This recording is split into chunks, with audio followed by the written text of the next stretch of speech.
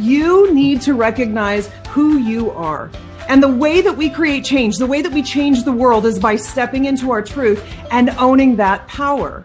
You are the daughters of the women who spoke truth to power and claimed their space. You're the daughters of champions in science, politics, sports, art, business, and social change.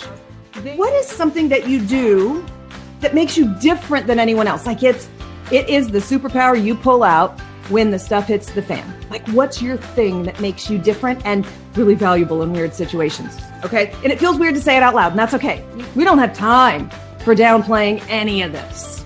I need you to own your magic, my sister, because time's a ticking and we need you, and we've been waiting on you to step up and own your space. We know that your professional brand has to be about your authenticity. It has to be about your presence. It has to be about the way you communicate, about the people and powers that you align with. It has to be about the way you write, the way that you bring others up. There's so many layers of your professional brand. And it does seem a little bit overwhelming at times because you think, how do I get all of this, sort of aligned and consistent? First, you've got to lead with your radical authenticity.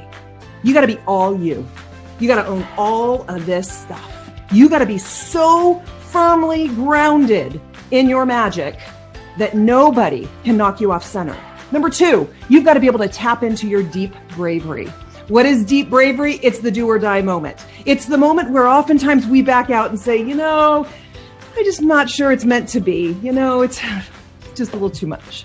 Deep bravery is not something that a lot of us are comfortable with. When we start to feel the physical effects of what's needed in that moment, a lot of people quit. It's too much. It's over their head. They can't handle it. And so I want you to decide what it is you're going to do and where you're going to go and how quickly you're going to get there and how far you're going to go. This is up to you. Again, no one gets to write your story, right?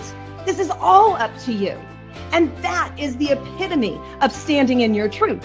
That is exactly what knowing what your strengths and ultimately your end zone is going to be, right? Knowing where you're going, understanding the plays to get there.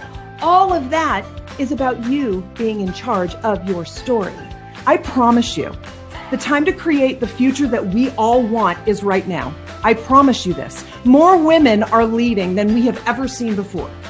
More women are opening up businesses and keeping them open than we have ever seen before.